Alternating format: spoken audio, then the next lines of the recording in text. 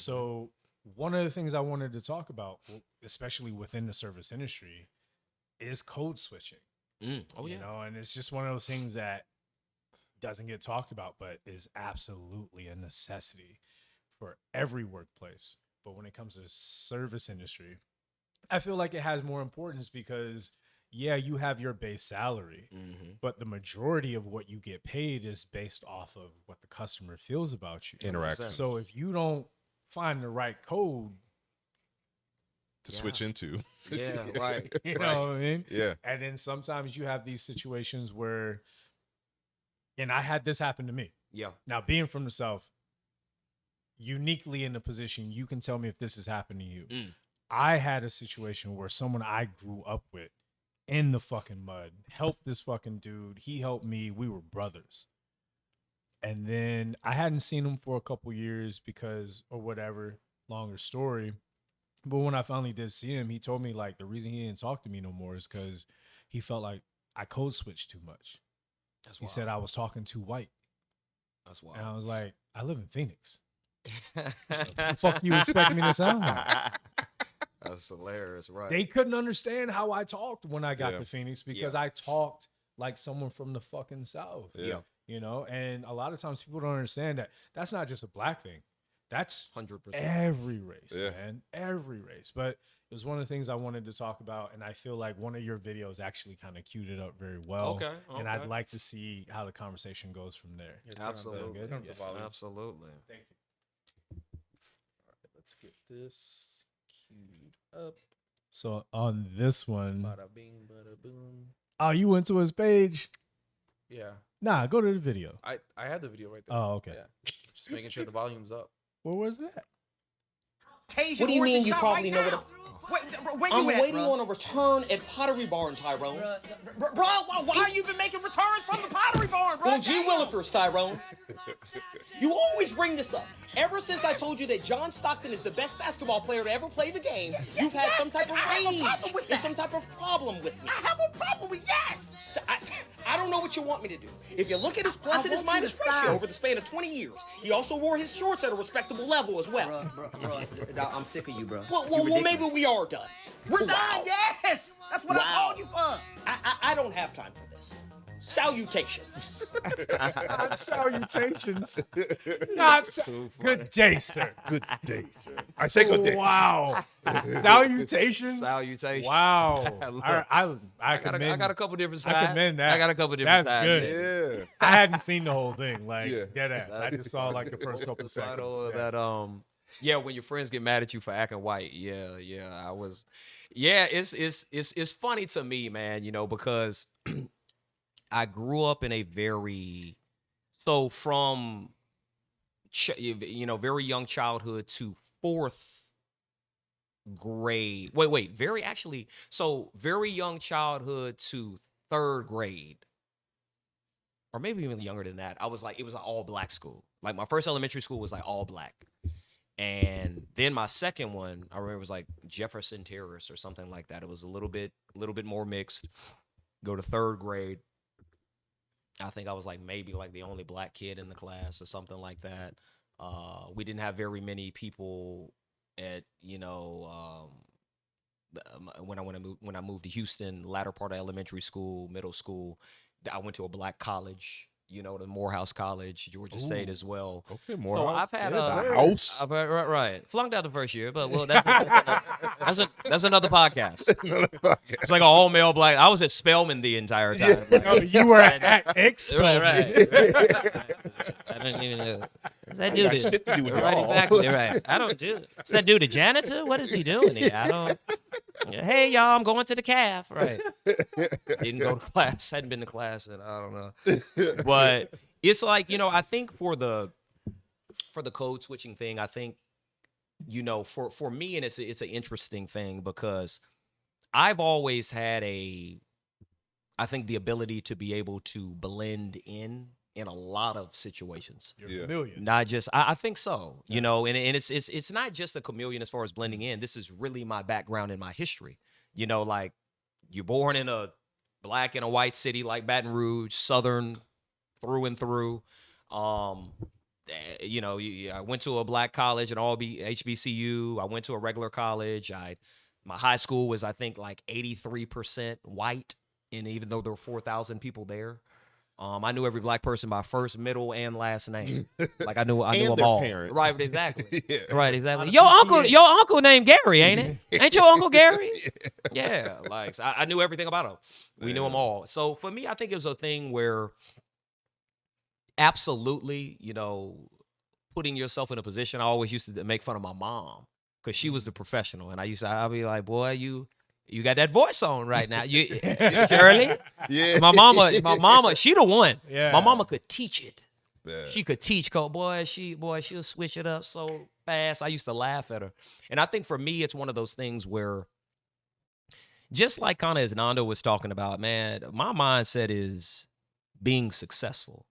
It's not about what do I need to do to make you comfortable to feel. I'm not gonna get into no political diatribe with you, or you know, as far as like, yeah, I like this and that. We're not doing that. But as far as like, I think, you know, making people feel, and here's the thing too, you know, white people do it too. Mm-hmm. White people do it too. It's very uncomfortable. There's a lot of races that do a lot of things when they so get around. I'm cool. like, bro, you know, Tony, why are you acting like this today? What's up, You know my what I'm saying? dog? Right? You know, it's like, what the hell? Right? My You brother? dab me up, right? You dab me up with 3 fingers. That ain't right, baby. Yeah. That ain't right. Yeah. It'd be the most firm hand Right, as they go exactly, in right. for it, and I'm just like, I can't even. You can't dab me up I and say can't- tubular at the same time. You can't do it. Doesn't work. It doesn't work. You can't do that. You know what I'm saying? I'm just like so it's- uncomfortable. bro, it be So uncomfortable. we all be doing it, you know, but I Yeah. think for the friend that you had mentioned, I think that's ignorance. You know what I'm saying? For me, the only time that I would have something like that going on where I had a problem is that your actions.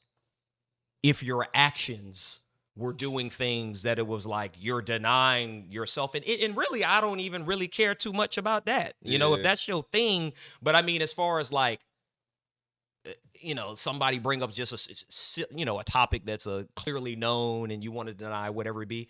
And everybody has their own reasons for what it is that they choose to do. You know, I Yeah. think we have to be careful, especially as far as like minorities, you know, when we see something that's a little bit different Mm-hmm. than the norm Yeah. or the stereotype. That doesn't mean that somebody is, you know, denying their race or doing something to that degree. You know, you don't know where this person comes from. Yeah. You don't know what they saw, what they experienced, Yeah. what they've been through. You have no So idea it's- about their environment. You don't have any idea. So as Yeah. far as being true to yourself, I mean, I've had multiple people like, man, you know, like you talk white or you this, and I'm like, that's crazy. Because then I have other people who have seen me and like they're scared. It's It's too it's much. interesting. You Yeah, know what I'm saying? yeah. Depending on where you're at, who you're around, It's all about I can be too perspective. much for some, Yeah. and for others, I can be. And that's why, you know, period, point blank, whether it be hospitality or anything else, I'm gonna be myself, and I encourage other people to do the same. You know, code switching. Who is the person who mad at you code switching, paying your bills? Yeah. You know what I'm saying? If they Yeah. are cool, you might want to watch yourself. Yeah. You know what I'm saying? Yeah. Right. Wear that do-rag. Yeah. Wear that do-rag. Yeah. Wear that do-rag. You know Yeah. what I'm saying? But Because they know your job code. correct. There you go. Right. You know my job code. All right. Yeah. Cool. Let me I'm pay not- attention. I'm what not trying you're to switch saying. that job code, Yeah. so I'm And- not and- gonna code switch. You know, that's an interesting thing because we call it code switching now, but I know for us, we also remember when it was just called your customer service voice. Yeah. And Yeah. that was just 100%. the blanket term Right. until the term code switching came out. Yeah. I was like, the fuck is code switching? Right. Like, all right, Yeah. whatever. But as far as customer service voice, I knew exactly what that was. Yeah. But don't confuse the two. They are Correct. different, in my opinion. Yeah. Correct me if I'm wrong or don't. But to me, I feel like code switching is one of those things where you either do it out of necessity or you do it out of habit. Yeah. Whereas customer service is you do it because you're on the clock. Mm-hmm. That's the difference. Right. Mm-hmm. When you're on the clock, you be whoever the fuck it is you need to be to do that job because I'm pretty sure they coached you to do it. Mm-hmm. But when it comes to you talking to me on just a regular day in, day out basis, I don't need you switching shit. I don't need you doing anything extra. I need you to talk to me normal. Yeah. You know, And- because I want you to feel like yourself around me. 100%. And where I see code switching come in is because someone feels like they need to portray a certain version of themselves. And I don't need you. I don't need the gimmicks. Yeah. I need you to be you. 100%. And I also like that when I'm the guest, but I know that not everyone is comfortable with that Yeah. as well. right. You know, so like I guess to kind of transition it over, I want to ask like the whole panel, and I'd ask P first. You know, like how do you feel in those situations where it's like, oh well, this person is trying to talk to me in this particular way. I know they're trying to get a certain thing out of me. I still got to work for the tip. You know, what I mean, I got to work for the money. Sorry, Pause. I got to work for the money. I got to make this money. So how do I facilitate that? You know what I mean? Like, because I know for us, we've been talking about it, and I'm pretty sure our lived experiences, while they might not be as similar, they're close enough to where we expect similar answers. But I've never asked anyone who was not black, like, what does that look like for you? Like, is there a situation you've ever been in for that? Because I'd love to know what that feels like for someone else. Not in a comparative sense of like higher or lower, but just I want other people to hear out there. It's not just a one race or a two race thing. Like everyone feels the need for that. So Yeah. sorry. Yeah, no, I mean, plain and simple, it's just speaking Spanish and then having that familiarity too of like, oh, you understand me, or you know, somebody who can immediately tell or recognize like, oh, they're Latino. I can, you know, especially not here having that. I don't know what the accent is, or I don't know how to just call it what it is. Like just having like that Cholo accent or whatever, that Chicano accent. You know what I mean? You know. You We know, can't say that we know. he's but like, sure. you know, That's why I was. but he was talking Yeah, it's like, you know, I- you know. I was like, they speak with that Chicano accent, or Do speak they? Spanish? They do. They do.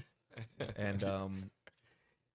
And then it's the same thing. Like they either think or expect like I'm gonna hook them up automatically because I understood what they said, or because I kind of like reciprocated that, but it was just me going to a level where they felt comfortable. It's like, all right, I see where you're coming at, so I'll, as a guest here in this establishment, then yeah, I'm gonna make you feel comfortable.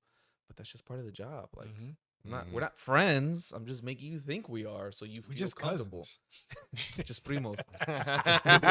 We're not friends. We're just primos.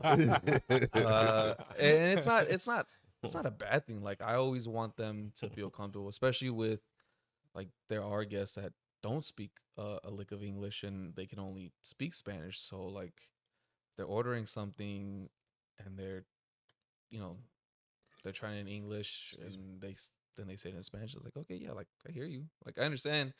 And sometimes I've gotten like, oh, well, why didn't you say you speak Spanish? Well, you didn't ask. Yeah. You didn't ask. Yeah. You gotta ask the right questions. Yeah. But yeah, I guess that would be the equivalent to that is just approaching in a different language or Damn, I never thought of that. yeah. Well, no, he talks about it all the time. Well, no, I mean, your code switch is actually a different language. Yeah. Yeah. That's different. Like code switching, customer service, different language, still English. You have to know a whole different language Yeah. to be able to like facilitate that. Yeah. And that's just not something I'd ever thought of. Yeah. Yeah. Because I've heard you talk about like with Capicua, like how some of the like people like they come up to you and like poppy da da da da, and like they start like spitting at you, and you're just like, I know I'm half Puerto Rican, but I need need you see you- the tab, but like, I bro, need you to slow your Spanish down and just give it to me, you know? And so I can imagine like that familiarity, they like Yeah. assume a lot from you. they and assume that you're I'm gonna gonna take care of them them. first. And it's just like, yeah, yo, it's like, hold on, no, like, yeah, there's Still got a whole- job to do. I'm still still got a have a job job to to do. do. Yeah. Like, if there's nobody else around you, then cool, we can buddy whatever. Like we can have that moment, but like there's more people around you. I'm not just gonna read the room, read the fucking room. Yeah. Really. And reading the room, that language is universal. You Yes. can read the room in any language and realize whether or not you should ask the question or be there or act the way you're acting. Like you said, read the room, but there are no excuses. Le el cuarto. Yeah, that's good, man. He's got his Duolingo. Duolingo, Duolingo. bitches. Boom. Code switch. He can do it too. Right. Spanish edition. Spanish edition. Espanol.